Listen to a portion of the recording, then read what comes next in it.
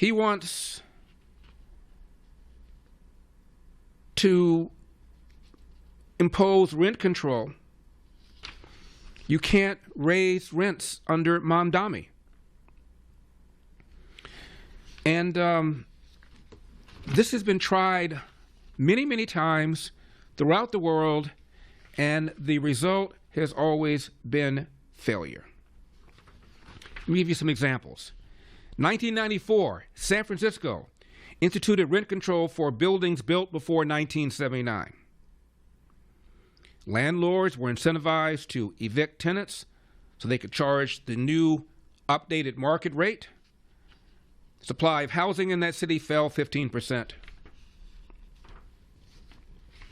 Ireland, same thing. Rent stabilization in 2016. Declared the whole country rent pressure-free zone, in which the rent cannot be increased by more than 2% a year.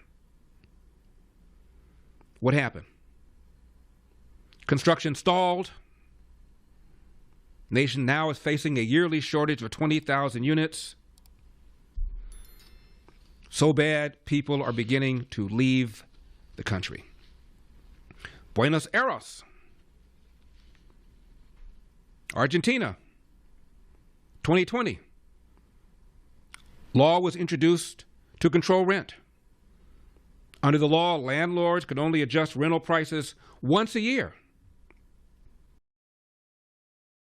At the height of this, 1 in 7 homes in Argentina sat empty. In 2022, 200,000 properties sat empty. Landlords just pulled their properties off the market since they couldn't raise the rents. When Javier Milei became president of Argentina, he repealed the law. What happened? Available rental units increased by 170%, and the price of rentals dropped 40%.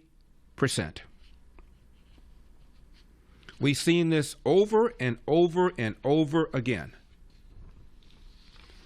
Rent control creates a disincentive to build, a disincentive to maintain the apartments. And what happens is that people who can game the system, usually people who are higher means, will end up in these rent-controlled apartments, one of which Mr. Mamdani sits in. People that can't figure it out, they can't manipulate, don't have the resources, end up not getting the apartments. It doesn't work. Supply and demand.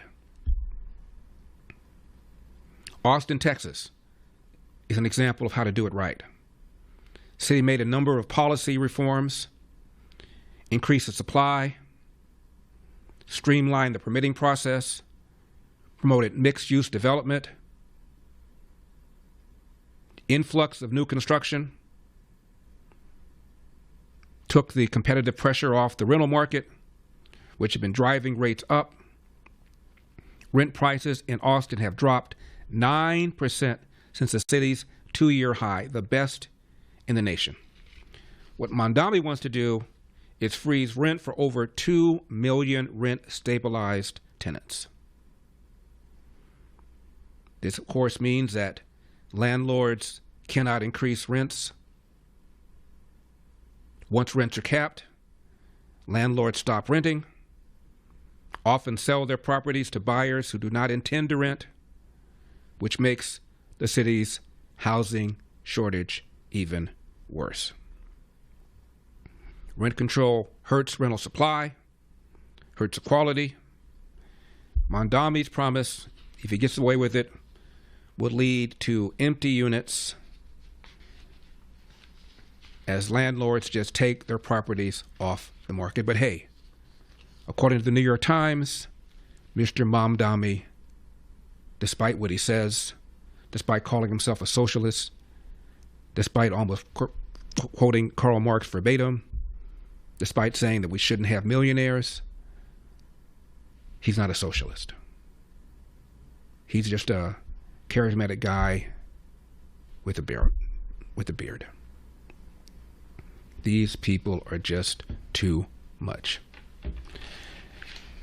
Bill de Blasio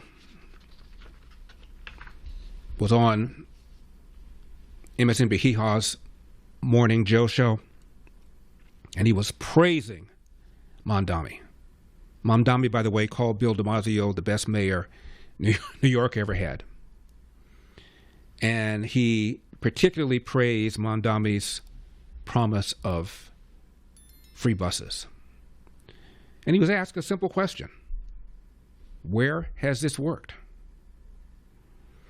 And it was as if somebody hit Bill de Blasio in the head with a 2x4. He then said, well, I'll send you a list of cities. But he couldn't think of a single one where it worked.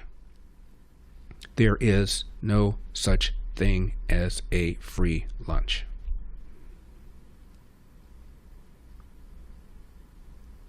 There is no such thing as a free lunch. I know I speak quickly.